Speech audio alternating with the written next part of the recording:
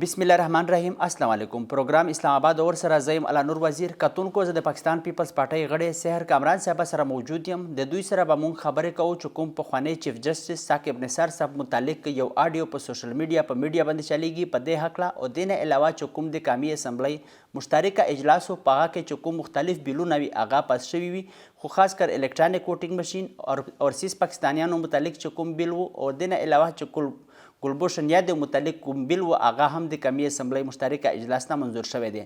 او د سره سره چې کومه په ملک کې مهنګایي ده، چې کوم په خیبر پختونخوا کې بلدیاتي انتخابات د موجوده حکومت چې کومه کارکردګي ده، او د نه علاوه چې کوم پیپلز پارټۍ په سیند کې حکومت دی، لکه حکومتي غړي په دوی باندې ډېر زیات الزامات هم لګوي. په مختلفو سیزونو به دوی سره خبرې کوو. سحر کامران صاحب آپ کا شکریہ کہ آپ نے مشرق ٹی وی چینل کو وقت دیا. سحر کامران صاحب سٹارٹ لیتے ہیں سابق چیف جسٹس ثاقب نثار صاحب کے حوالے سے، جو ایک آڈیو سوشل میڈیا اور میڈیا پہ وائرل ہوئی ہے، تو کیا کہیں گی آپ چیف جسٹس ثاقب نثار صاحب کے حوالے سے جو اس طرح کی آڈیو پھیلائی گئی ہے سوشل میڈیا پہ اور میڈیا کی خبروں کی زینت بنی ہے، تو کیا کہیں گے آپ؟ سب سے پہلے تو علی نور وزیر میں آپ کا شکریہ ادا کرتی ہوں کہ آپ جو ہے تشریف لے کر آئے اور مجھے موقع دیا کہ میں مشرق ٹی وی سے بات کر سکوں. اس ویڈیو کے بارے میں اس لیے کچھ نہیں کہوں گی کیونکہ اس کے بارے میں مختلف جو ہے وہ رائے چل رہی ہے. کسی کا خیال ہے کہ یہ فیک ویڈیو ہے اور یہ مختلف ویڈیوز کو جوڑ کے بنائی گئی ہے. کسی کا خیال ہے اور اسے سوشل میڈیا پہ مطلب ویڈیو سے آڈیو بنائی ہے. جی، ویڈیو سے آڈیو بنائی ہے. تو یہ ہے کہ وہ جو آڈیو ہے وہ مختلف ویڈیوز سے بنائی ہے. تو میں سمجھتی ہوں دیکھیں، ایک تو جو ہے فیک نیوز جو ہے اس کو ہمیں جتنا ہی کنڈیم کرنا چاہیے کہ فیک نیوز جو ہے وہ اس کو بالکل ہم کوئی اہمیت نہ دیں. اور دوسرا یہ کہ میں سمجھتی ہوں کہ اگر کہیں اس طرح کی بات ہے اور ایسا کوئی تاثر ملتا ہے تو میں سمجھتی ہوں کہ وہ بھی بہت زیادہ ہمارے لیے لمحہ فکریہ ہے کہ کیوں ہمارا عدالتی نظام جو ہے وہ کمپرومائز ہوتا ہے.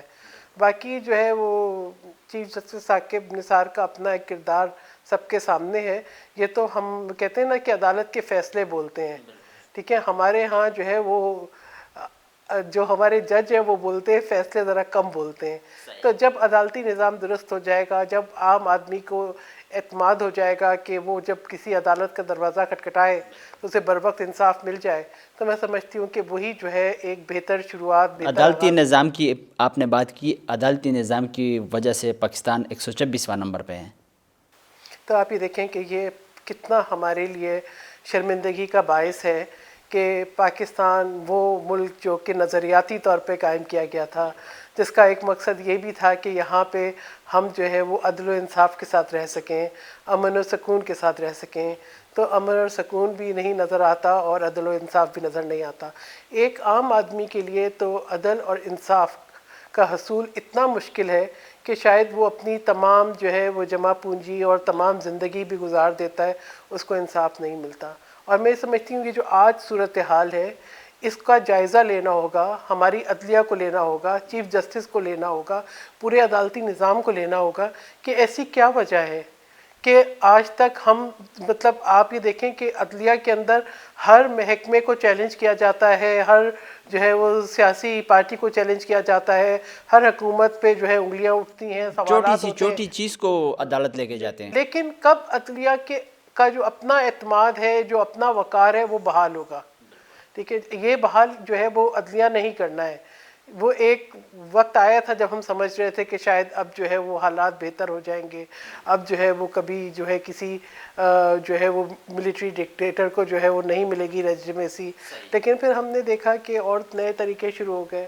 تو میں یہ سمجھتی ہوں کہ اس کا جو ہے وہ بوجھ عدالتی نظام پر ہی ہے. عدالتوں میں آتے ہیں صبح 8 ساڑھے 8 9 بجے تک اور پھر 2 ڈھائی 3 بجے واپس لوٹ جاتے ہیں. ان کا جو کیس ہوتا ہے یا جس مقدمے کی وجہ سے وہ عدالت میں پیش ہوتے ہیں تو وہ حل اس کو دور دور تک نظر نہیں آتا. اور ایک مطلب جس طرح اداس ہی سمجھ لیں یا کوئی اور الفاظ اس کے لیے کہیں تو واپس وہ گھر چلے جاتے ہیں.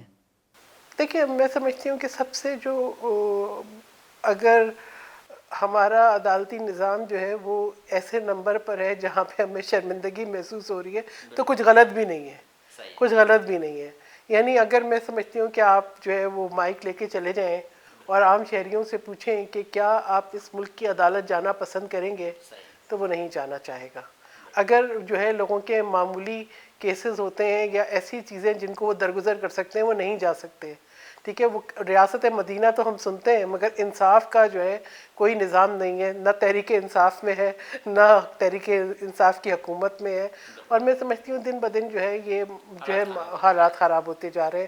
اور جس طریقے سے جو ہے لوگوں کی زندگیاں گزر جاتی ہیں, لوگ جو ہے بغیر جو ہے کسی جرم کے ثابت ہوئے وہ سزائیں بھگتتے ہیں, اور جو مجرم ہوتے ہیں وہ چھوٹ جاتے ہیں, دہشت گرد چھوٹ جاتے ہیں, تو پھر ایک عام جو ہے پاکستانی اس کے ذہنوں میں بہت سے سوال ابھرتے ہیں کہ یہ کون سا نظام ہے جہاں پر جو ہے وہ ایک بوتل چوری کرنے والا, ایک بوتل کا ڈھکن چوری کرنے والا, ایک 10 روپے اٹھانے والا تو جیل گزار لیتا ہے, لیکن ایک دہشت گرد جو ہے وہ چھٹ جاتا ہے. تو یہ درست کرنا ہے. میں سمجھتی ہوں کہ میں اس بات پہ تو رائے نہیں دوں گی کہ وہ ویڈیو صحیح ہے یا نہیں صحیح, کیونکہ میں کوئی اتھارٹی نہیں ہوں, ٹھیک ہے, مگر میں یہ کہوں گی کہ اگر وہ درست ہے ہونا نہیں چاہیے, اگر وہ مطلب درست ہے تو بھی شرمندگی ہے, اگر وہ غلط ہے تو بھی شرمندگی ہے. تو اس دفعہ جو مشترکہ اجلاس تھا 60 نکاتی ایجنڈا تھا, اور اس میں جو کچھ اہم بل تھے وہ بھی شامل تھے, خاص کر الیکٹرانک ووٹنگ مشین پہ پہلی بات کرتے ہیں.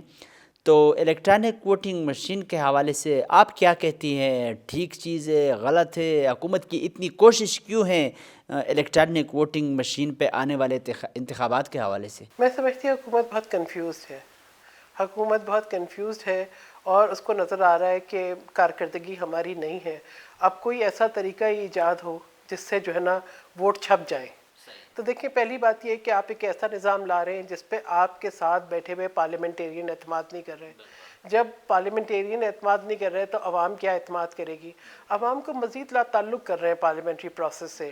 اور دوسری بات یہ کہ ایک جو میں سمجھتی ہوں کہ دنیا کے بہت سے ممالک, جرمنی کا میں ذکر کروں گی, جہاں پہ جو ہے ووٹنگ مشین استعمال ہو رہی تھی اور انہوں نے سمجھا کہ یہ جو ہے ٹھیک چیز نہیں ہے, بند کر دیا, نہیں ہے, مطلب یہ کریڈیبل نہیں ہے, تو اس کو بند کیا گیا. ایسے بہت سے ممالک کے اندر جو ہے ترقی یافتہ ممالک کے اندر جو ہے جدید ٹیکنالوجی جن کے پاس ہم سے بہتر ہے, وہاں پر بھی جو ہے اس کو انہوں نے کامیاب نہیں سمجھا اور اس پہ سوال اٹھے. پھر دوسری بات یہ ہے کہ ہم نے تو دیکھا ہے نا کہ RTS سسٹم بیٹھ جاتا ہے. ہم نے تو دیکھا ہے ایبیوز, ہمارے ہاں جعلی شناختی کارڈ بن جاتا ہے, جعلی انگوٹھے لگ جاتے ہیں, اور پھر ایسے لوگ بھی ہے کہ بہت پہلے کے فوت ہوئے ہیں, وہ بھی مطلب اس طرح ہوتا ہے کہ اردو نے ووٹ الیکشن میں آ جاتے ہیں. جنہوں نے ووٹ ڈالنا ہوتا ہے وہ گھر پہ رہ جاتے ہیں, خواتین کو ہم نکلنے نہیں دیتے, اور جو لوگ ابھی حیات نہیں ہیں ان کے ووٹ پڑ جاتے ہیں. تو میں سمجھتی ہوں کہ یہ بھی بہت جو نا, جب تک آپ کا شفاف الیکشن کا پروسیس نہیں ہوگا, جب تک کہ آپ کو اس بات پہ اعتماد نہیں ہوگا کہ آپ اپنی کارکردگی کی بنیاد پہ عوام کے پاس جائیں گے, اس وقت تک جو ہے وہ ملک میں کبھی بہتری نہیں آ سکتی. پھر مجھے اس کے اندر بہت سارے ابہام نظر آئے.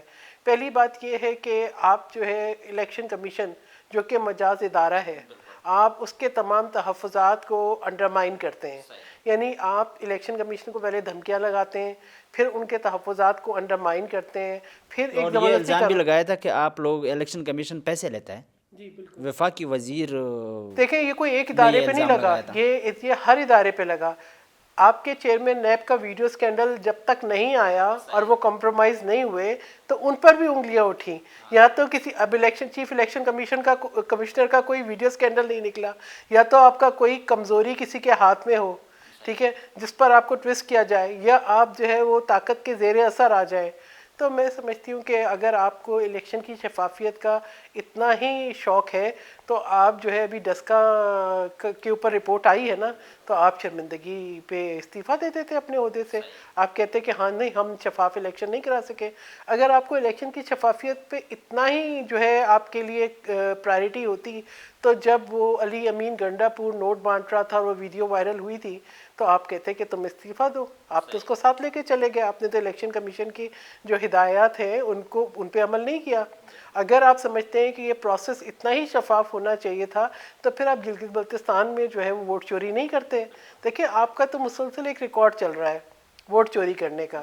آپ نے اپنی پارٹی کے اندر جو انٹرا پارٹی الیکشن ہے اس کے اندر بھی آپ نے ووٹ چوری کیے اور جسٹس وجی کو چھوڑ کے جانا پڑا.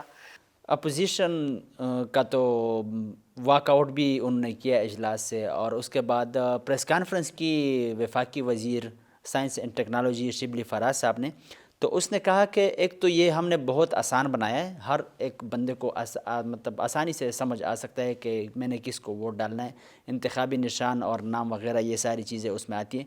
دوسری بات اس نے کی کہ اگر یہ کسی نے ہیک کیا تو 10 لاکھ میری طرف سے اس کو انعام ملے گا۔ تو آپ ان کی باتوں سے اتفاق کرتی ہیں؟ بات یہ شبلی فراز جو ہے نا، اب کیا کہیں، مجھے تو میرے خیال میں احمد فراز بھی شرمندہ ہوتے ہوں گے، ان کو بھی لحد میں نیند نہ آتی ہوگی، وہ بھی سوچتے ہوں گے کہ جو ہے وہ کیا میرے نام کے ساتھ ہو رہا ہے، کہ ایک ایسا نام تھا جس نے کبھی زندگی میں کمپرومائز نہیں کیا، ان کے لفظوں میں، ان کی شاعری میں، ان کی جو جد و جہد تھی پوری، وہ جمہوریت کے لیے تھی۔ اور آج جس طریقے سے میں سمجھتی ہوں شبلی فراز صاحب کو بھی کبھی اکیلے بیٹھتے ہوں گے تو سوچتے ہوں گے ضرور۔ دیکھیں بات یہ ہے کہ یہ کیسے گارنٹی دے سکتے ہیں وہ، ہم اس ملک میں بیٹھے ہیں جہاں پہ سائنس اینڈ ٹیکنالوجی کی منسٹری کا سسٹم ہیک ہو گیا، جہاں پہ ایف بی آر کا سسٹم ہیک ہو گیا، جہاں آپ کی جو ہے فائنانس منسٹری کا سسٹم ہیک ہو گیا، تو بھائی آپ تو وہ نہیں روک سکے۔ آپ کی تو وہاں پر جو سافٹ ویئر ہے وہ آپ پائریٹڈ یوز کر رہے ہو، تو آپ یہ بات کر رہے ہو، ہمیں کہہ رہے ہو مشین، اور پھر آپ یہ دیکھیں کہ اس ملک میں کتنا لٹریسی ریٹ ہے، اب جن کا جو لوگ جو ہے، اگر آپ ان کو، ہمارے ہاں جو ہے وہ زیادہ آبادی جو ہے وہ دیہاتوں میں ہے، ٹھیک ہے، جن میں بہت سے لوگ ہیں جن کی لٹریسی ریٹ نہیں ہے، انہوں نے تعلیم حاصل نہیں کی، وہ اس کو کیسے جو ہے، ان کو کیا پتہ لگے گا کہ ہم نے کیسے ووٹ دینا ہے، آپ ان کا ووٹ خود ڈالیں گے، ٹھیک ہے نا۔ تو یہ میں دیکھیں سے بہت سے سوال اٹھتے ہیں، میں کہتی ہوں جتنا پیسہ اپنے ان مشینوں میں لگانا ہے، اپنے آؤٹ آف اسکول چلڈرن دیکھیں، ان کی تعلیم پہ لگا دیں، ٹھیک ہے۔ مگر یہ جو آپ کرنے جا رہے ہیں نا ظلم، کہ آپ کو چیٹنگ، وہ کہتے ہیں نا کہ یہ پہلے سے ہی پرچہ، ان کو پتہ ہے کہ اس کا رزلٹ کیا آنا ہے، تو وہ پہلے سے چیٹنگ کی تیاری ہے، تو یہ چیٹنگ کی تیاری ہے۔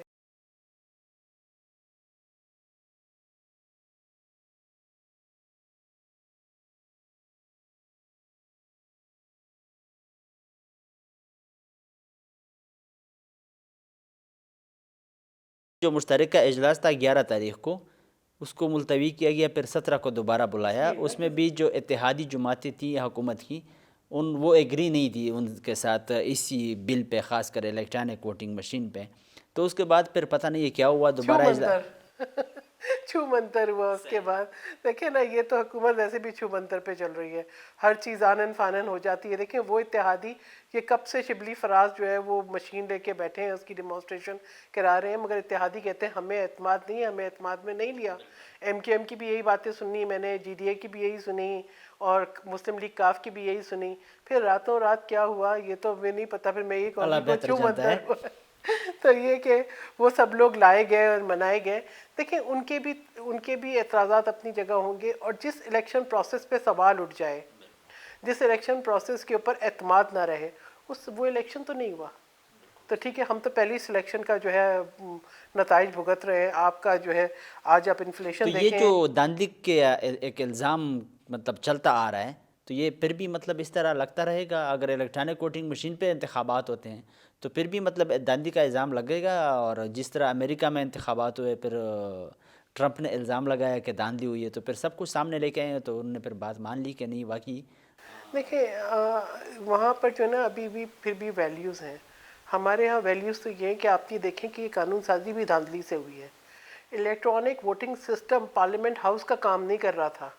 اگر آپ کو اتنا اعتماد تھا نا، تو آپ تو پورے ملک میں جانے سے پہلے اس ایوان کا الیکٹرانک ووٹنگ سسٹم درست کراتے، آپ کہتے ووٹ کرو، نظر آتا سب کو، ٹھیک ہے نا۔ سینٹ انتخابات میں جو کیمرے لگائے گئے تھے، چیئرمین سینٹ کے انتخابات میں، نہ صرف کیمرے لگائے گئے بلکہ آخر میں آپ نے ووٹ نمبر بولا، اور جب اس سے پہلے کہ ہم ریکاؤنٹ بولیں تو وہ جو ہے وہ سنجرانی صاحب اپنا گاؤن پہن کے حلف لینے بھی پہنچ گیا، کچھ غلط بولا کچھ صحیح بولا۔ دیکھیں بات یہ تو نہیں ہوتا، اگر آپ کو جو ہے وہ الیکشن کرنے تھے تو پھر آپ کو اعتماد ہونا تھا نا، پھر آپ کہتے ہیں ہاں جی کاؤنٹ کر لیتے ہیں، پھر آپ کی جو انسٹرکشنز ہیں ان کے مطابق مہر لگی ہوئی ہے، ٹھیک ہے، اس کے اندر کوئی ڈویژن نہیں ہے، کوئی خانہ نہیں، آپ نے ان کو ریجیکٹ کر دیا۔ کیوں ریجیکٹ کر دیا؟ کیونکہ آپ کو پتا تھا آپ اتنے ووٹوں سے ہار رہے ہیں۔ تو یہ تو میں سمجھتی ہوں کہ یہ تو اس طرح کے کبھی کیمرے لگا رہے ہیں، کبھی ایسی، یہ جال سازی ہے، یہ فراڈ ہے پورا، ٹھیک ہے. تو آپ تو جو ہے وہ سلیکٹ بھی ہو رہے ہیں, وہ بھی فراڈ سے ہو رہے ہیں. ٹھیک ہے, یہ قانون سازی بھی فراڈ سے ہوئی ہے. اور آپ کو اتنا اعتماد نہیں تھا اپنے ممبرس کے اوپر کہ آپ الیکٹرانک سسٹم جو ہے ووٹنگ سسٹم پارلیمنٹ ہاؤس کا بحال کریں. میں تو کہتی پہلے وہ بحال کریں, اس کو بحال کریں, آپ کا یہ دکھائیں. مطالبہ ہے؟ میرا مطالبہ ہے کہ آپ پارلیمنٹ ہاؤس کا الیکٹرانک ووٹنگ سسٹم بحال کریں اور یہ قانون لے کے جائیں, دکھائیں ہمیں وہاں پہ. ایسا نہیں ہے کہ آپ گنتی جو ہے اوپر نیچے کریں اور آپ بولیں کہ جی ہمارے تو لوگ پورے ہیں, پتہ نہیں ایڈوائزرز کو بھی گن لیں, سب کو بھی گن لیں. ہمیں تو اعتماد نہیں ہے جس طریقے سے ووٹنگ ہوئی ہے. اور اگر آپ کے کو بہت اعتماد ہوتا تو آپ ڈویژن کراتے, اٹینڈنس لیتے. آپ نے تو فائدہ اٹھایا نا. بالکل. وہ اٹینڈنس کی آپ نے بات کی, اس کی اپوزیشن نے بہت کوشش کی لیکن نہیں ہوا.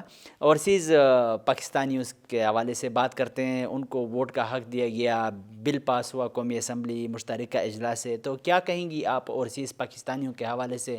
وہ آنے والے انتخابات میں ووٹ ڈالیں گے تو ایک بڑا اثر بھی ہوگا ووٹنگ پہ, اور جس حلقے میں 2500 ووٹ کم ہوں گے تو ادھر سے وہ اوورسیز پاکستانی کا ووٹ مطلب اس میں ڈالیں گے, جمع کریں گے. وہ کہیں گے کہ اچھا, پہلی بات یہ ہے کہ میں تو خود کیونکہ پاکستان سے باہر رہی ہوں بہت عرصہ, خود میں اوورسیز پاکستانی تھی, تو میں نے تو دیکھا ہے کہ 2 ریفرینڈم ہوتے ہوئے دیکھے ہیں.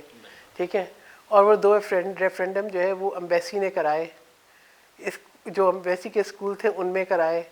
ٹھیک ہے, اور وہ کمپرومائز تھے.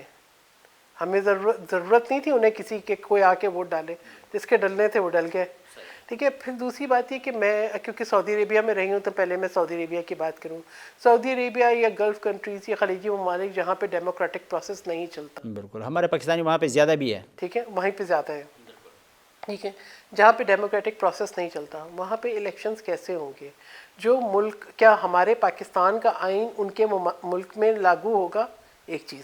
دوسری چیز یہ کہ اب میں نے آپ کا یہ امبیسی ہے ریاض میں, میں ایک ایگزامپل سعودی عربیہ کا اس لیے دے رہی ہوں کہ ایک مطلب جہاں جس کا مجھے سب سے زیادہ ایکسپیرینس ہے, اور آپ وہاں پہ رہ چکی ہیں, اور کانسلیٹ ہے جدہ میں.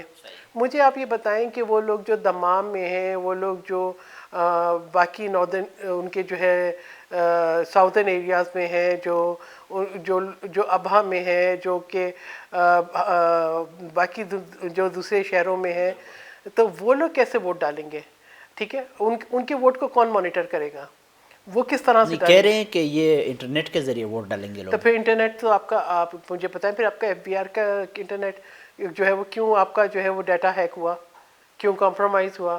تو یہ جو انٹرنیٹ کے ووٹ ہیں یہ ہیک کیوں نہیں ہوں گے؟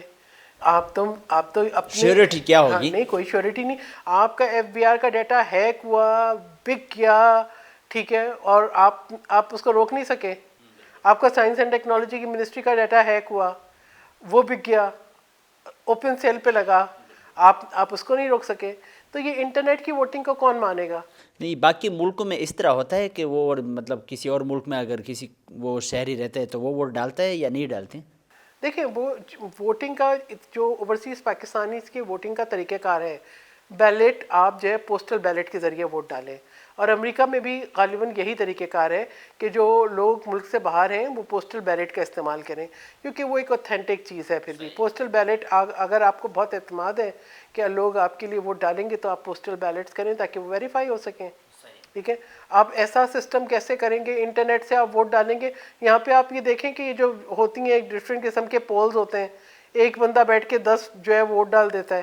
تو یہاں پہ نہیں, آئی ڈونٹ بلیو کہ اس پر کسی کا ٹرسٹ ہوگا. یہ جو ہے نا صرف یہ ایک اپنی ایک پاپولیرٹی گین 10 کرنے منٹ کے میں لیے. وہ جو سیاہی لگاتے ہیں 10 منٹ میں وہ ختم کر کے واپس آ جاتے ہیں دوبارہ ووٹ ڈالنے کے لیے. سیاہی ختم ہو جاتی یہ ہے. میں نے کئی دفعہ سنا ہے ایک بندے سے کہ میں نے 25 ووٹ ڈالے ہیں, میں نے 30 ووٹ ڈالے ہیں. اچھا, میں تو آپ کو یہ بتاؤں کہ جب میں 2013 کا الیکشن تھا, ٹھیک ہے, تو میں کراچی گئی ووٹ ڈالنے کے لیے. ادھر شاید سینٹ کا سیشن تھا تو ادھر ہی تھے. اچھا, ووٹ ڈالنے کے لیے گئی تو بھی کیونکہ 2012 میں سینیٹر بنی تھی تو اتنا لوگ جو ہیں وہ بہت زیادہ فیملیئر نہیں تھے. تو جب میں ووٹ ڈالنے کے لیے گئی حلقے میں تو انہوں نے دیکھا, میں بھی لائن میں جا کے لگ گئی. اچھا, میں دیکھتی نہیں کہ اچھا میری باری آئے گی. پھر پتہ چلا ابھی کہیں کوئی پولنگ بوتھ ٹائم سے نہیں کھلا, جو ہے وہ دیر سے ووٹنگ ہوئی. ٹھیک ہے, کوئی کبھی کہیں عملہ نہیں آیا. اس کے بعد جب انہوں نے کہا جی آپ جائیں آپ کا ووٹ ڈل جائے گا, میں نے کہا نہیں, مجھے بہت شوق ہے ووٹ ڈالنے کا, تو میں اپنا ووٹ خود ہی ڈالوں گی. کہتے نہیں آپ کوئی پریشان نہ ہو، آپ کا ووٹ ڈل جائے گا. پتہ چلا ایک وہاں پہ جگہ پہ ٹھپے لگ رہے ہیں اور ووٹ ڈل رہے ہیں. تو پھر میں نے کہا نہیں جی میں اپنا ووٹ خود ہی ڈالوں گی. تو میں نے اپنا ووٹ یہ ڈالا. میرا رائٹ ہے. یہ میرا رائٹ ہے اور میں اس کے لیے آئی ہوں. اور میں نے کہا مجھے بہت شوق ہے ووٹ ڈالنے کا. گلبھوشن یادو کے متعلق بات کرتے ہیں. اس کے متعلق بل پاس ہوا، وہ بھی منظور ہوا، تو کیا کہیں گی؟ وہ تو ایک دہشت گرد تھا اور یہاں پہ اس نے کافی وارداتوں میں، مختلف دھماکوں میں اس کا ہاتھ تھا، تو گرفتار ہوا تھا بلوچستان سے. کیا کہیں گے آپ؟ دیکھیں میں آپ کو ایک جو اصل جو بات ہے، جو حکومتیں قومی یکجہتی پیدا نہیں کرتی ہیں بڑی کمزور ہوتی ہیں. جو حکومتیں اہم قومی معاملات کو پارلیمنٹ میں لے کر نہیں جاتی اور جو ہے ایک کنسنسس بلڈ نہیں کرتی، وہ بڑی کمزور ہوتی ہیں. تو مسئلہ یہ ہے کہ یہ حکومت اس نے جو ہے جو سب سے زیادہ ڈیمیج کیا ہے نا وہ قومی یکجہتی کو کیا ہے. ہم نے دیکھا تمام مشکل وقت میں، اگر آپ پیپلز پارٹی کے وقت کی بات کریں، جو سلالہ چیک پوسٹ پہ حملہ ہوا تو آپ نے دیکھا کہ جوائنٹ پارلیمنٹ سیشن بلایا اور ایک آواز بنائی پاکستان کی. اس کے بعد نیٹو روٹس بند کیے. جب بند کیے تو امریکہ کو معافی مانگنی پڑی. اسی طریقے سے میاں محمد نواز شریف صاحب کے دور کے اندر جب نیشنل ایکشن پلان، جب اے پی ایس پشاور پہ حملہ ہوا تو نیشنل ایکشن پلان کے لیے ایک کنسنسس بلڈ ہوا. اور جب کنسنسس بلڈ ہوا تو پھر پاکستان نے ایک سب سے مشکل جنگ اپنی سرحدوں کے اندر لڑی اور دہشت گردی کو اس وقت جڑ سے نکال کے باہر پھینکا. ٹھیک ہے، تو یہ اسی وقت مشکل ترین فیصلہ اس وقت ہوتا ہے. آپ جو ہے دنیا کی سپر پاور کو اس وقت چیلنج کرتے ہو جب آپ کی قومی یکجہتی ہوتی ہے. جب ہم نے دیکھا بارشیں آئیں، سیلاب آیا، ٹھیک ہے، بہت ساری مشکلات تھیں، لیکن قومی یکجہتی تھی کہ جس نے آپ کو دیکھا کہ مطلب پوری قوم کو ہر جگہ اکٹھا کیا. یہاں پہ جو بات ہے ڈویژن کی، اچھا جب آپ ایسے ڈیوائڈ ہو کے جاتے ہو، اکیلے جاتے ہو، تو کشمیر بھی چلا جاتا ہے. آپ کہتے ہیں کہ جی میں جمعہ اکیلا کھڑا ہوں گا، وہ آپ کھڑے بھی نہیں ہوتے، جمعہ بھی چلا جاتا ہے اور آپ کو کوئی کامیابی نہیں ملتی. اور میں سفیر بن کر کردار ادا کروں گا. تو سفیر بن کے کردار یہ ہوا کہ ہمارے جو کشمیر جو ہے اس کی جو حیثیت ہے وہ ختم ہو گئی اور جو ہے یہ الگ جو قوم کو اکٹھا نہیں کر سکے کشمیر کے معاملے میں. جب اس کی ریزولوشن پاس ہو رہی تھی اس وقت جو ہے وہاں پہ موجود نہیں رہے. تو بات یہ ہے کہ جب آپ کی قومی یکجہتی نہ ہو تو آپ کو دوسرے ملک بھی جانتے ہیں کہ یہ تو تنتنا ہے ایک حکومت اور اس کی کمزوریاں ہیں، اس کو دبایا جا سکتا ہے. تو ابھی آپ جو ہے کمپرومائزڈ ہو، آپ ہر بات کے اوپر یس سر کرتے ہو. Absolutely not was just a drama, a phrase جو آپ نے لوگوں کو دھوکہ دینے کے لیے استعمال کیا. یا تو آپ کو ڈپلومیسی بھی نہیں آتی، آپ کی تمام باتیں میڈیا پہ ہوتی ہیں اور یہ پھر اس کے بعد راستہ بھی دیا. ہاں آپ دیکھیں احسان فرار ہو جاتا ہے ہماری جیلوں سے اور پھر دھمکیاں دیتا ہے اور پھر اس کے بعد نیشنل ایکشن پلان دفن ہو جاتا ہے. اور جو ہم کہتے ہیں کہ گلوریفیکیشن نہیں ہوگی اور انٹرنیٹ کی اور ڈیجیٹل سپیس نہیں ملے گی، سب کچھ ملتا ہے. اور ابھی آپ یہ دیکھیں کہ کلبھوشن یادو ایک طرف تو آپ لوگوں پہ الزام لگاتے تھے، غداری کے تمغے بانٹتے تھے، لوگوں کی حب الوطنی کو چیلنج کرتے تھے، اور آج آپ نے کمپرومائز کیا. پہلے آپ نے ابھی نندن کو بغیر پارلیمنٹ کو اعتماد میں لیے ہوئے، بغیر کسی سے مشورہ کیے ہوئے، بغیر کچھ سوچے سمجھے آپ نے جسٹ اپنے آپ کو سپر ہیرو بنانے کے کچھ گھنٹوں کے اندر آپ نے واپس کر دیا. دیکھیں آپ بات کرتے ہیں، ہم واپس کرتے ہیں، ہم دیکھتے کہ پاکستانی جو قیدی ہیں ان کو ریلیف ملے، کچھ ایکسچینج کرتے، کوئی بات چیت ہوتی. ٹھیک ہے، آپ تو اتنا دباؤ میں تھے اور آپ کو دوسرا یہ تھا کہ یو وانٹ ایک آئسولیٹڈ قسم کی حکومت ہے یہ، جو کسی کے ساتھ جو ہے نا بیٹھنا پسند نہیں کرتی، مشورہ نہیں کرتی اور اپنا ان کا یا تو ایکسپیرینس نہیں ہے، نالائکی ہے، نااہلی ہے. انٹرنیشنل لیول پہ جو مسائل ہوتے ہیں، انٹرنیشنل لیول پہ جو مسائل ہوتے ہیں، ظاہری بات ہے قوم کو اعتماد میں لینا چاہیے، سب کو ساتھ لے کر چلنا بھی چاہیے، اس میں قوم کا، ملک کا بھی فائدہ ہوتا ہے. جی اب ہم یہ سوچ رہے ہیں ایز اے پاکستانی عوام کہ بھارتی جاسوس کو ریلیف مل گیا. ٹھیک ہے، ہمارے اے پی ایس کے بچوں کے قاتل، بے نظیر بھٹو کے قاتل، 83,000 پاکستانیوں کے قاتل، ہمارے ملک کی کا جو ہے وہ معاشی نقصان کرنے والے، ان کے ساتھ آپ بات چیت کر رہے ہو. ٹھیک ہے، ان کے ساتھ آپ بات چیت کر رہے ہو. ٹھیک ہے، جو آپ کے پولیس والوں کو ماریں، جو آپ کو جو ہے وہ چیلنج کریں، جو آپ کی کاروباری زندگی معطل کر دیں، جو توڑ پھوڑ کریں، جو آپ کی ریٹ کو چیلنج کریں، ان کو آپ پھولوں کے گلدستے لے جا کے دو گے. تو پاکستانی عوام کا کیا قصور ہے؟ آپ سارے چور ڈاکوؤں کو بھی چھوڑ دو، ان کا جرم تو بہت چھوٹا ہے. کسی نے 10-20 روپے چرائے ہوں گے، کسی نے جو ہے وہ کوئی غلطی سے کسی کو جو ہے موجودہ حکومت کی سینیٹر ہیں وہ لے کے گیا ہے, اس نے گلدستہ پیش کیا ہے. دیکھیں نیشنل اور ایکشن وہ پلان پولیس والے جو 11 بندے فوت ہوئے ہیں, شہید ہوئے ہیں, کوئی بھی نہیں گیا. دیکھیں یہی افسوس تو کی یہ بات ہے. دیکھیں یہ جو ریڈیکلائز کر رہے ہیں نا سوسائٹی کو, ٹھیک ہے, اپنے سیاسی مقاصد کے لیے, ہم واپس اس جگہ سے جا رہے ہیں. مطلب میں نے جتنی دفعہ بھی میں ڈیفنس کمیٹی کی ممبر تھی, پھر میں نے نیشنل سیکیورٹی ورکشاپ کیا, میں بکا خیل گئی, میں میران شاہ گئی, میں ان لوگوں سے جو لوگ جو ہے وہاں پہ تھے ان سے ملی, جس طریقے سے ہم نے اپنے پاکستان کا جھنڈا لہراتا ہوا دیکھا, ہم نے سوچا اب جو ہے یہ قربانیاں جو ہیں یہ ضائع نہیں جائیں گی. ہمارے جو ہے وہ شہداء جو ہے ان کی اگر میں بات کروں, چاہے وہ افواج پاکستان تھے, چاہے وہ سویلینز تھے, چاہے وہ بچہ اعزاز حسن تھا, تو وہ اعزاز حسن تو چاہے اس کی بات میں کروں, تو یہ آپ یہ دیکھیں کہ ہم کیا وہ تمام قربانیاں ضائع ہو گئیں. ٹھیک ہے, جو روز شہید ہوتے ہیں, کیا ان کا لہو جو ہے وہ بس بے وقت ہو گیا.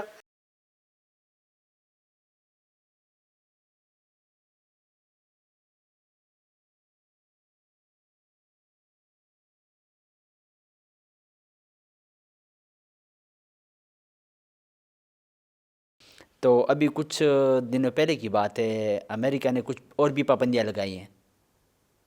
اگر آپ کو اس کے بارے میں علم ہو تو کیا کہیں گے آپ, جو موجودہ امریکہ نے طالبانوں کے حوالے سے پابندیاں لگائی ہیں؟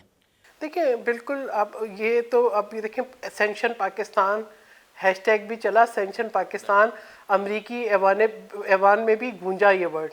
اور پاکستان جو ہے میں سمجھتی ہوں ہمارے لیے بہت ایک جو ہے ایسا مقام ہے جہاں ہمیں سوچنا ہے کہ ہم کس طرف جا رہے ہیں.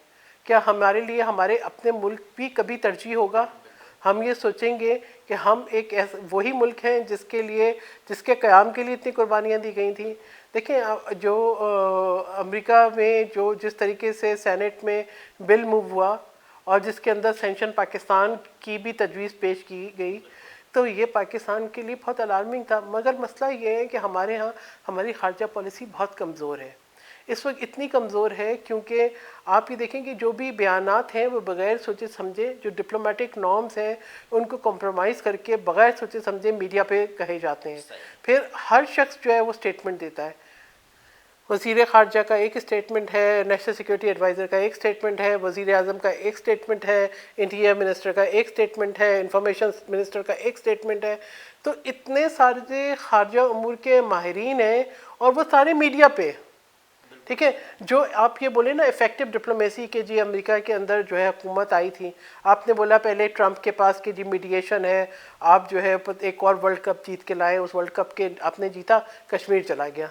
ٹھیک ہے, اس کی میڈیشن میں پھر آپ نے کہا کہ نہیں, پھر آپ نے ایک ٹیلی فون کال کو پاکستان کے لیے شرمندگی کا باعث بنا دیا کہ آپ کو جو ہے وہ جو امریکی صدر جو بائیڈن نے فون نہیں کیا, آپ اس کے لیے خوش آمدید کرتے رہے.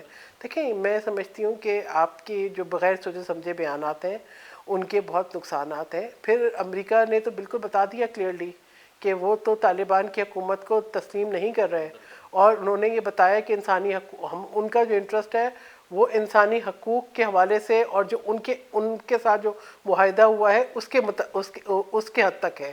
ٹھیک ہے, آپ نے اس میں جو ہے وہ کیا آپ کا رول تھا, آپ نے سوچا کہ جی آپ نے طالبان کی فتح کو جشن بنایا. ٹھیک ہے, جس طرح ابھی کچھ ہی دنوں پہلے وزیر خارجہ شاہ محمود قریشی صاحب ایک اعلیٰ ڈیلیگیشن کے ساتھ افغانستان گئے, اور پھر وہاں افغانستان میں جو طالبانوں کا قائم مقام وزیر خارجہ ہے امیر خان متقی, وہ بھی پاکستان آئے ہیں, مختلف لوگوں سے ملاقاتیں کی, تو ابھی تک کسی نے تسلیم بھی نہیں کیا, اور وہ ملاقاتیں ہو رہی ہیں. میں نے بھی ایک اٹینڈ کی ان کی جو ہے وہ کانفرنس, جہاں پر سوالات ہوئے ان سے جو ہے, تو انہوں نے بتایا کہ جی ہم تو جو ہے وہ تمام جو ہے وہ حقوق دے رہے ہیں, اور دنیا ہمیں کیوں بتائے کیسے حکومت چلائیں, ہم سے دنیا پوچھتی ہے کہ کیسے حکومت چلائیں. بات یہ ہے کہ کچھ معاہدے ہوئے, کچھ آپ نے تسلیم کیا, کچھ دنیا آپ سے مانگتی ہے شیورٹیز اور گارنٹیز, تو آپ کو کہیں نہ کہیں مفاہمت کا وہ راستہ تو نکالنا پڑے گا. اور پھر یہ جو طالبان کی لیڈرشپ ہے نا, دیکھیں ان کو ایک موقع ملا انٹریکشن کا انٹرنیشنل لیول کے اوپر. ٹھیک ہے, چاہے وہ دوحہ مذاکرات تھے, چاہے وہ ماسکو فارمیٹ تھا, ٹھیک ہے, ان کو ایک موقع ملا. لیکن جو ایک عام طالبان ہے کیا وہ بھی بدل گیا, کیا اس کی سوچ بھی بدل گئی؟ کیا جو ہے وہ تمام حقوق اسی طریقے سے حاصل اس کے بعد بھی واقعات تو رپورٹ ہوئے ہیں افغانستان میں، کافی آئے روز واقعات رپورٹ ہو رہے ہیں. دیکھیں یہی تو بات ہے، یہی کنسرن ہے. خواتین خاص کر زیادہ پریشان ہیں. بالکل پریشان ہے، اس لیے کہ دیکھیں ہمارا مذہب تو جب پہلی آیت جو ہے وہ علم حاصل کرنے پہ ہے، اور کوئی تفریق نہیں ہے کہ علم آدمی حاصل کرے یا عورت حاصل کرے، پڑھ، ٹھیک ہے. اور جو ہے اس کے لیے کوئی، اور جتنی بھی حدیثیں ہیں اس میں علم کی اہمیت کو بیان کیا گیا ہے. بالکل، کہا بھی یہی ہے کہ علم اتنا حاصل کرو کہ آپ 24 گھنٹے وقت اسی پہ مطلب گزار سکیں. تو پھر اور اب یہاں پر کیا ہے، یہاں پہ ایک عجیب دیکھیں فنڈامنٹلزم مذہب نہیں ہے. میں نے تو سعودی عربیہ میں بہت وقت گزارا، میں نے وہاں پہ سوسائٹی کو ریفارم ہوتے ہوئے دیکھا، اور میں نے دیکھا کہ خواتین کو جب یہاں پر ایک عجیب تاثر تھا، لیکن میں خود ایک ورکنگ وومن تھی. ابھی وہاں پہ جو حال بنا ہوا ہے، کچھ خواتین گھر کی جو اس کی کپڑے ہیں یا اس کی سویٹر ہے وہ نکال کے روڈ کے سائڈ پہ لگا کے بیچ رہی ہے. تو یہ مطلب اس حالت تک خواتین کا دیکھیں ہیومینیٹیرین کرائسس سے ساری دنیا ڈرتی ہے، اور دنیا جو ہے وہ اس میں امداد بھی دے رہی ہے، ٹھیک ہے. اور وہ طالبان پہ اعتماد بھی نہیں کر رہی. تو طالبان کو اپنا اعتماد تو خود بحال کرنا تھا.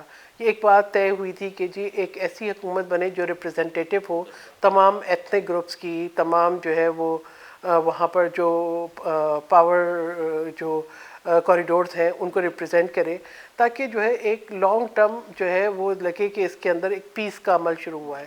لیکن ابھی تو میں سمجھتی ہوں بہت ابہام ہے. اور بہرحال یہاں پہ افغانستان کے فارن منسٹر آئے، ٹھیک ہے، ہم پاکستان کے اندر بھی بات ہوئی، اور بہرحال میں ہمارے بھی کچھ تحفظات تھے، ان کا بھی ذکر ہوا. اور بات چیت تو ضرور چلنی چاہیے اس لیول پہ، لیکن اگر وہ آ کے ہمیں یہ بتائیں کہ جی آپ کی ٹی ٹی پی کے ساتھ بات چیت ہو رہی ہے اور ہم کرا رہے ہیں، تو ہمارے لیے بڑا شرمندگی کا مقام ہے. بات کرتے ہیں ابھی مہنگائی پہ. یہ بھی بہت بڑا ایشو ہے، غریب عوام بہت تنگ بھی ہے مہنگائی سے. تو کیا کہیں گی آپ مہنگائی کے حوالے سے؟ جو بیچارے لوگ ہیں ہمارے غریب جو ایک طبقہ ہے، تو ہر بندہ ویسے پریشان ہے لیکن غریب زیادہ متاثر ہو رہا ہے. تو کیا کہیں گی آپ مہنگائی کے حوالے سے؟ میں کہوں گی کہ سب سے خطرناک بات یہ ہے کہ آپ کی مڈل کلاس کرمبل کر رہی ہے، ٹھیک ہے. سفید پوش لوگ جو نہ ہاتھ پھیلا سکتے ہیں، نہ زکوٰۃ لیتے ہیں، نہ بھیک مانگتے ہیں، اب ان کے بارے میں سوچیں، ٹھیک ہے. جو لوگ اپنے بجلی کا بل ادا نہیں کر سکتے، ایک تو بجلی آتی نہیں ہے، گیس آتی نہیں ہے، اوپر سے بل آتا ہے، اور وہ بھی اس کے. اور یہ بڑے، میں تو سوچ رہی ہوں کہ کس طریقے سے بتاتے ہیں وزیر خزانہ صاحب کہ جی ہمارا معاہدہ ہو گیا آئی ایم ایف سے، اور اب جو ہے وہ بجلی کی قیمت اور پیٹرول کی قیمت مزید بڑھے گی. آپ کو شرم آتی ہے؟ یعنی آپ کس چیز کا جشن منا رہے ہو؟ اگر آپ نے اتنے قرضے لیے، قرضے لینے سے پہلے آپ نے خودکشی کرنی تھی، آپ نے اتنے قرضے لیے، آپ جو ہے کوئی کاروبار زندگی نہیں چلا سکے، آپ پاکستان کے اندر کوئی معاشی جو ایک ہوتی ہے کہ آپ ایک پروگریس نہیں لا سکے، آپ جو ہے کوئی ایسا جو ہے وہ اپرچونیٹیز کریٹ نہیں کر سکے لوگوں کے لیے، وہ کہ نہ وہ 1 کروڑ نوکریاں ملی، نہ 50 لاکھ گھر، نہ انڈے مرغی چوزا. تو یہ تو آج یہ وقت آ گیا ہے کہ لوگ جو ہیں وہ ان کو سمجھ نہیں آ رہا ہے کہ اب وہ کیا چیز بیچیں اور کیا کریں. لوگ خودکشیاں کر رہے ہیں، ٹھیک ہے، لوگ مجبور ہیں. دوسری ایک چیز، بہت اہم چیز میں نے دیکھی کہ کرائم ریٹ بڑھ گیا ہے. آپ روز کا اخبار اٹھائیں، ابھی سینیٹر نوزر صادق کے گھر میں جو ہے ڈکیتی پڑی، پھر مجھے پتہ چلا ہمارے سینیٹ کے اسٹاف کے جو گورنمنٹ کوارٹرز میں رہتا ہے اس کے گھر پہ بھی ڈکیتی پڑی، ٹھیک ہے. آپ کو یہ اتنے جو ہے جرائم جتنے بڑھ رہے ہیں اس لیے کہ جب لوگوں کی جو ہے وہ ضروریات پوری نہیں ہو رہی. اسلام آباد کے اندر جرائم میں اتنا اضافہ ہوا ہے کہ ایک ہفتے میں رپورٹ آئی تھی 100 مطلب واقعات ہوئے تھے. موبائل سنیچنگ، پرس سنیچنگ، اور کسی کو مطلب کچھ وارداتیں تو ایسی بھی کہ کسی کا مطلب جان بھی لے لیا تھا.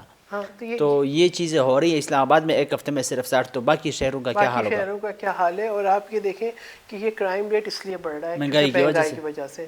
اس لیے کہ لوگ اب دیکھیں نا، ہر بندے نے روٹی تو کھانی ہے، اس کے گھر میں بچے تو روتے ہیں، اپنے آپ کو کوئی نہیں مارتا بھوک کی وجہ سے. تو یہ کہ اب یہ اس کی وجہ سے جو ہے اب لوگ دیکھتے ہیں کہ جی جو ہے وہ جرائم کی تعداد میں اضافہ ہو گیا. پھر دوسری بات یہ کہ مجھے یہ نہیں سمجھ میں آتا کہ یہ کس ترنگ میں ہے یہ حکومت، ان کو احساس ہی نہیں ہو رہا. یہ ابھی تک جتنا ٹائم انہوں نے گورنمنٹ ریسورسز اور جو ہے گورنمنٹ فنڈز اور گورنمنٹ اتھارٹی انہوں نے استعمال کی اپوزیشن کو جو ہے الزام تراشی کرنے میں اور یہ کہنے میں کہ پچھلے 30 سال میں یہ ہوا اور 20 سال میں یہ ہوا، اگر اتنا ٹائم، اتنے ریسورسز، اتنی اتھارٹی اپنی کارکردگی پہ کر دیتے تو آج حالات جو ہے مختلف ہوتے ہیں. لیکن ان کی ٹاسکنگ یہی ہے کہ آپ جو ہے وہ 2 گھنٹے اپوزیشن کو برا بھلا کہو اور اپنی کارکردگی پہ کوئی ضرورت نہیں ہے. تمام وزیروں کے ذمہ ایک ہی کام ہے. صحیح. پیٹرولیم مصنوعات کی قیمتوں میں جس طرح اضافہ ہوتا ہے پچھلی حکومتوں میں ایسا نظر نہیں آیا. کبھی بھی مہینے میں ایک ہی دفعہ ہوتا تھا, وہ بھی یکم پہ. اور موجودہ تو آپ کو پتہ ہے کہ اس دفعہ راتوں رات ہوا تھا. 1 بجے نوٹیفیکیشن جاری ہوا کہ 126 کے 127 روپے لیٹر تھا تو 146 پہ پہنچ گیا ہے. دیکھیں یہ نہیں, آپ یہ بھی یاد کریں کہ جب دنیا بھر میں جو ہے وہ پیٹرولیم کی قیمت بالکل کم تھی تو ہمارے ہاں پیٹرول غائب ہو گیا تھا. ٹھیک ہے, اور بحران پیدا ہو گیا تھا. بحران پیدا ہو گئے تھے, اور جب قیمت بڑھ گئی تو وہ دستیاب ہو گیا تھا. جو سب سے چیز کوئی نہیں دیکھ رہا علیہ نور, میں آپ کو بتاؤں کہ خالی یہ جو ڈیزل اور پیٹرول کی قیمت بڑھ رہی ہے اس کا اثر باقی چیزوں کی مہنگائی پر ہی نہیں ہے. آپ کے سامنے ایک نیا چیلنج ہوگا فوڈ سیکیورٹی کا, کیونکہ ڈیزل کی وجہ سے آپ کے ہماری جو ایک کہتے ہیں کہ ہمارے ملک کی جو ریڑھ کی ہڈی ہے معیشت کی, وہ ایگریکلچر ہے. ٹھیک ہے, کسان جو ہے وہ ہل نہیں چلا سکتے. آپ کی جو پیٹرولیم کی پرائز بڑھنے سے جو اس کا امپیکٹ ہر چیز پہ آ رہا ہے. فرٹیلائزر کی قیمت بڑھ رہی ہے, اس کی ٹرانسپورٹیشن بڑھ رہی ہے, آپ کی کسان ہل نہیں چلا سکتا. ٹھیک ہے, آپ یہ دیکھیں کہ جس طریقے سے اب 147 148 روپے پہ لیٹر پہ جو ہے وہ مل رہا ہے ڈیزل, تو وہ ہل چلائے گا کہ کیا کرے گا؟ ہاں وہ شاید اپنے گھر کے لیے تو دانے کوئی بیج دے, لیکن وہ اس کو اس بات کے لیے کہ پاکستان کے عوام کے لیے بھی دستیاب ہو وہ نہیں بیچ سکے گا, اس کی سکت نہیں ہے. پیپلز پارٹی کے دور میں یاد ہے کہ 135 140 130 کے درمیان میں فی بیرل ملتا تھا ڈالر کے حساب سے, اور موجودہ 83 میں مل رہا ہے, 84 میں اتنے تک وہ پہنچ گیا ہے. تو اس وقت کی اگر بات کر رہے تو جتنے میں مل رہا تھا پھر بھی پیٹرول سستا تھا, لیکن موجودہ جتنا مطلب سستا ہے اور جتنا اوپر وہ روز بروز اس کی قیمتیں بڑھ رہی ہیں, تو پھر ظاہری بات ہے لوگ تو گلہ بھی کریں گے. اور ایک جو بحران پیدا ہوا ہے, تو کیا کہیں گی آپ پیپلز پارٹی کے دور کی اور موجودہ دور کی بات؟ کہ الیکٹڈ اور سلیکٹڈ گورنمنٹ میں یہی فرق ہوتا ہے. پیپلز پارٹی کی جڑیں ہیں عوام میں. پیپلز پارٹی جو ہے, اگر آپ دیکھیں کہ پیپلز پارٹی نے مینلی سفر اس لیے کیا ہے, نوکریاں دی ہیں, روزگار دیا ہے, تنخواہیں بڑھائی ہیں, اپرچونیٹیز دی ہیں, ریلیف دیا ہے. ٹھیک ہے, یہی وہ چیزیں ہیں جن کو لے کے چیلنج کیا جاتا ہے. ہاں پیپلز پارٹی جو ہے شاید میڈیا پہ ڈھول پیٹنے میں اتنی کامیاب نہیں ہوگی, لیکن پیپلز پارٹی نے جتنا مزدور طبقے کا, کسانوں کا جو ہے, جتنا جو محنت کش طبقے کا خیال رکھا ہے, جتنا مڈل کلاس کا خیال رکھا ہے, پینشنز بڑھائی ہیں, تنخواہیں بڑھائی ہیں, اپرچونیٹیز کریٹ کی ہیں, وہ اتنی کسی اور پارٹی نے نہیں کی. اور آپ یہ دیکھیں کہ جو پارٹی جس نے لوگوں سے جا کے ووٹ لینا ہوگا نا, جس کو یہ پتا ہوگا کہ ہم نے خود جانا ہے, وہ عوام کو ریلیف پہنچائے گی, کیونکہ اسے پتہ ہے ہم نے عوام کے پاس جانا ہے. ہمارا جن کو کسی نے ٹھپے لگا کے دینے ہیں, ٹھیک ہے, جنہوں نے RTS سسٹم غائب کرنا ہے, وہ کیا کریں گے؟ ان کو تو پتہ ہے کہ کوئی آئے گا وہ لے آئے گا, قانون سازی ہو جائے گی, کوئی آئے گا وزیر اعظم بنا دے گا تو وہ بن جائیں گے, نہ وہ پارلیمان کو جواب دیں نہ وہ عوام کو جواب. سحر کامران صاحبہ, آپ کے خیال میں موجودہ حکومت مہنگائی کنٹرول کرنے میں ناکام ہے؟ دیکھیں میں سمجھتی ہوں 2 چیزیں. میں تو پہلے نا ایسے شروع میں جب پروگرامس میں جاتی تھی تو میں کہتی تھی کہ جو ہے اس حکومت کا شاید جو ہے وہ انٹینشن یہی ہے کہ پاکستان کے اندر کیوس اور افراتفری ہو. اس وقت میں ایسی مطلب میں بولتی تھی کہ دیکھیں انہوں نے کنٹینر پر بولا کہ بل جلا دو, انہوں نے کہا ہنڈی سے پیسہ بھیج دو, کوئی ذمہ دار پاکستانی لیڈر یہ نہیں کہے گا. ٹھیک ہے, انہوں نے کہا کہ جو ہے وہ آپ جو ہے وہ بجلی کے بل جلاؤ, بل نہ دو, سول نافرمانی کی موومنٹ چلاؤ, ہنڈی سے پیسہ بھیجو. اور جب یہ حکومت میں آئے تو انہوں نے جتنی بھی ہمارا جو فورن پالیسی تھی, جو ہمارے فورن کانٹریکٹ تھے, ان سب کو انہوں نے جو ہے مشکوک بنا دیا. ٹھیک ہے, چائنا سے تعلقات میں کھچاؤ پیدا کیا, سعودی عربیہ سے ہمارے بہترین تعلقات تھے اس میں کھچاؤ پیدا کیا, UAE کے ساتھ, باقی سمجھتے ہیں کہ پاکستان کے ایک بیلنس تعلقات سب کے ساتھ چل رہے تھے, تو سب کے اندر ایک بے یقینی اور کھچاؤ پیدا کیا. تو مجھے تو یہ لگتا یہ ہے کہ یہ سب یا تو سوچے سمجھا, یہ سوچ کے سمجھ کے یہ زیادہ تر تو یہی بھی کہہ رہے ہیں کہ یہ پچھلی حکومتوں کی وجہ سے مہنگائی ہو رہی ہے. دیکھیں بات یہ ہے کہ پچھلی حکومتوں کے وقت میں کاروباری زندگی چل رہا تھا, انسرٹنٹی نہیں تھی. آج میں بتاؤں کہ لوگ پراپرٹی نہیں خریدتے, لوگوں کو لگتا ہے کہ انسرٹنٹی ہے, آج یہ چیز گر جائے گی, کل اس میں سے پیسے کھنچ جائیں گے. ٹھیک ہے, لوگ جو ہے وہ انویسٹمنٹ پہ نہیں آتے. آپ کی ٹیکسٹائل انڈسٹری بھی تباہ ہوئی, ایک وقت آیا, آٹو موبائل بھی تباہ ہوئی, وقت آیا. تو بات یہ کہ پچھلی حکومتوں کی اگر یہ بات کرتے ہیں, ٹھیک ہے پیپلز پارٹی آئی تو ہر سڑک پہ بم جو ہے پھٹتا تھا, لیکن آپ یہ دیکھیں کہ پیپلز پارٹی نے امن بحال کرنے کے لیے ایک چیلنج لیا اور ایک سٹیبل طریقے سے 5 سال پورے کر کے مسلم لیگ نون کو دیے. نہ کوئی سیاسی قیدی تھا, نہ کوئی انتقامی سیاست تھی. نون لیگ آئی, انہوں نے اپنا کردار ادا کیا, ٹھیک ہے, ان کا اپنا طرز سیاست تھا, وہ رہا. ہمارے کچھ گلے شکوے بھی ہوں گے, لیکن آپ یہ دیکھیں کہ کاروباری زندگی کو آگے لے کے چلے. ابھی کیا کیا, ابھی انہوں نے کیا کیا, 3 سال ختم ہو گئے, انہوں نے کیا کیا, مجھے یہ بتائیں. آپ کو کچھ نظر آ رہا ہے؟ ہاں نظر آ رہا ہے, مجھے مہنگائی نظر آ رہی ہے, بے روزگاری نظر آ رہی ہے, تباہی نظر آ رہی ہے, خارجہ پالیسی کی ناکامی نظر آ رہی ہے. مجھے تو ہر جگہ افراتفری نظر آ رہی ہے, کیوس نظر آ رہا ہے, انسرٹنٹی نظر آ رہی ہے, پارلیمنٹ کی اور آئین کی بے حرمتی نظر آ رہی ہے. یہ سب نظر آ رہا ہے. دہشت گردی کی دوبارہ ابھرتی ہوئی نظر آ رہی ہے, ریڈیکلائز سوسائٹی نظر آ رہی ہے. تو مجھے تو یہ سب یہی نظر آ رہا ہے. کارکردگی ہے موجودہ حکومت کی 3 سال میں. یہ ہاں یہی ہوا ہے کہ ہم نے 3 سال پہلے تک نیشنل ایکشن پلان تھا, 3 سال پہلے تک ہم جو ہے وہ اپنے جو ہمارے شہید ہیں ہم ان کو سلام پیش کرتے تھے, اور ہم یہ کہتے تھے کہ ہم نے دہشت گردی کے خلاف جنگ میں کامیاب ہونا ہے. ہمارا وہی مقصد تھا. 3 سال پہلے ہم یہ کہتے تھے کہ جو ہم نے ملک کے اندر جو ہے وہ معاشی جو بحران ہے اس کو ختم کرنا ہے. ہم نے ایک نارملائزیشن کی طرف تھے. پیپلز پارٹی نے 18ویں امینڈمنٹ دی, صوبوں کو خود مختاری دی, ٹھیک ہے, ہر چیز میں ہم فاٹا کا مرجر ہوا. ایک یہ تھا کہ جی ڈیولپمنٹ ہو. ابھی کیا ہوا؟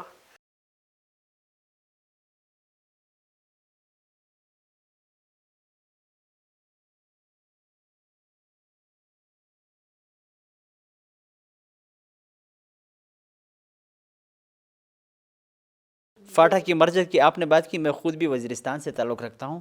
تو پچھلے دنوں ایک کمیٹی کا اجلاس تھا, سیفران کمیٹی تھی, تو اس میں 40 ارب سے زیادہ کا کرپشن کا انکشاف ہوا ہے صرف قبائلی علاقوں میں. تو ان کو اوپر لانے کے لیے جو وعدے کیے گئے تھے کہ آپ لوگوں کو اوپر لائیں گے, خیبر پختونخوا کے ساتھ برابر کریں گے, لیکن وہ پھر جب کرپشن کی بات آئی, جو چیز کام کی بات آئی یا ترقی کی بات آئی, تو اب گراؤنڈ پر کچھ بھی نہیں ہے. آپ مجھے بتائیں, آپ پشاور میٹرو کی بات کریں, آپ مالم جبہ کی بات کریں, آپ بلین سونامی کی بات کریں, آپ جو ہے وہ وہاں پہ گاڑیوں کی خرید و فروخت کی بات کریں, آپ کو تو پی ٹی آئی کو جہاں سے آپ دیکھیں گے وہیں پہ کرپشن ہوگا.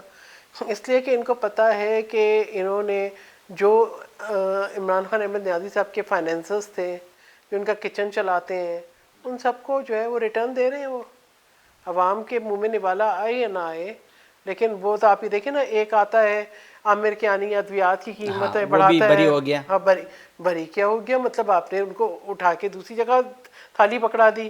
اس کے بعد وہ کہاں گیا, وہ مرزا صاحب جو ہے, ہاں زلفی بخاری کا, تو میں تو فردوس عاشق عوان صاحب پہ بھی الزام لگا, لیکن پھر پنجاب صوبائی اسمبلی میں اس کو عہدہ دیا گیا.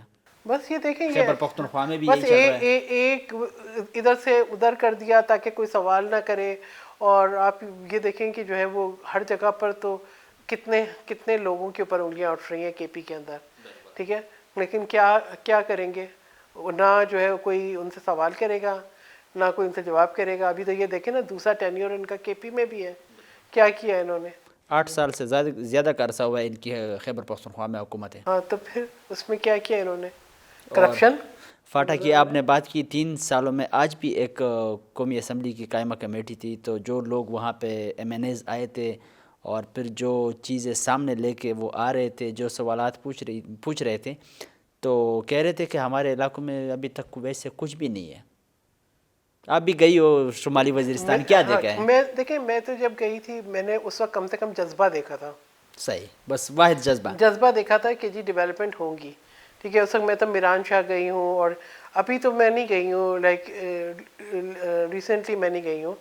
لیکن یہ کہ جب مطلب میں ادھر گئی ہوں, اس سے پہلے پشاور بھی گئی ہوں کئی دفعہ میٹنگز کے لیے, اور جو ہے اس کے علاوہ جو ادھر جو قبائلی علاقے تھے ادھر بھی میں گئی تھی. تو یہ تھا کہ یہ دیکھ رہے تھے کہ ہاں جی ٹھیک ہے, ایون وہ لوگ جو کہ کیمپس میں تھے بقا خیل میں, وہ بھی مطمئن تھے, ان کو بھی فیسلٹیز مل رہی تھیں. ابھی مجھے نہیں پتا کہ اب کیا ہے. اب تو کہ پی ٹی آئی کے دور میں تو میں نے جانا پسند نہیں کیا. کچھ سالوں کی پہلے بات ہے، 1-2 سال میرے خیال میں ہو گئے ہیں، سردی کا موسم تھا تو اتنا پانی تھا اس کیمپ میں. تو جس طرح لوگوں کی زندگی گزر رہی ہے وہ پھر آپ نے کیمپ میں بھی دیکھا ہوگا. اچھا کیا جو میں نے دیکھا فیسلٹی تب ہوگی تو صحیح اپنے تھے. گھر کی فیسلٹی اور کیمپ کی فیسلٹی آپ کو پتہ ہے. ہاں نہیں وہ تو آپ بالکل. لیکن ہمیں تو یہ بتایا تھا نا کہ ریہیبلیٹیٹ ہوں گے یہ لوگ واپس جائیں گے. جب میں نے دیکھا تھا علاقہ کلیئر ہے. پہلے بھی اس طرح کے بیانات دیے گئے ہیں کہ علاقہ بالکل کلیئر ہو گیا، دہشت گرد ختم کر دیے گئے ہیں، لیکن پھر بھی وہ بقاخیل کیمپ میں رہ رہے ہیں. تو چلو، وزیر اعظم صاحب بار بار یہی کہہ رہے ہیں کہ میں غریب لوگوں کو اوپر لاؤں گا، اس کے لیے کردار ادا کروں گا. اوپر بالکل اوپر، بس اللہ میاں کے پاس. کچھ کردار نظر آ رہا ہے غریب لوگوں یہی کے؟ نظر آ رہا ہے نا کہ غریب لوگ بیچارے خودکشی کریں یا بھوک سے مر جائیں. یہ تو میں نے کہا نا کہ غریب لوگوں کی بات کر رہے ہیں. سفید پوش لوگ کہاں جائیں جو گھر کے معمولی خرچے پورے نہیں کر سکتے، وہ کدھر جائیں؟ تو یہ تو اتنا ہی اوپر لے کے جائیں گے کہ جہاں پہ بندہ فنا ہو جائے. آنے والے انتخابات کے حوالے سے بھی بات کرتے ہیں. 2023 انتخابات کم ہی ٹائم اگر سمجھ لے کے رہ گیا ہے، تو پیپلز پارٹی کا پوزیشن کیسا ہے؟ دیکھیں پیپلز پارٹی کی جو اگر آپ سندھ کے اندر دیکھیں، میں تو خود کیونکہ جب بھی جاتی ہوں تو کوشش کرتی ہوں بائی روڈ جاؤں، اسپیشلی جب سے کرونا کا یہ ہوا ہے تو شاید اتنا ذکر نہیں ہوتا، لیکن بہترین ہیلتھ کیئر سسٹم، ٹھیک ہے، جو فیسلٹیز ہیں جو عوام کو دی ہیں ہیلتھ میں، ایجوکیشن میں بہترین ہے، ٹھیک ہے، فری ٹریٹمنٹ ہے. میں نے کہیں پہ یہ نہیں دیکھا کہ لوگ جو ہے نا غیر مطمئن ہوں. آج یہ عمران خان صاحب میں اگر اتنی ضرورت ہے تو میں کہتی ہوں کہ چلیں آپ ذرا اسلام آباد کی سڑکوں پہ چل کے دکھائیں. لوگ آپ کو گریبان نہ پکڑیں، آپ سے پوچھیں نہیں، آپ سے یہ سوال نہ کریں کہ آپ نے ہمیں دھوکہ کیوں دیا. یہ جو آپ جو ہے وہ مانیٹرڈ کنٹرول ٹیلی فون کالز کرتے ہیں، ان کا کیا فائدہ؟ یہ تو ڈرامہ ہے. خیبر پختونخوا میں بلدیاتی انتخابات کے لیے تیاریاں جاری ہے.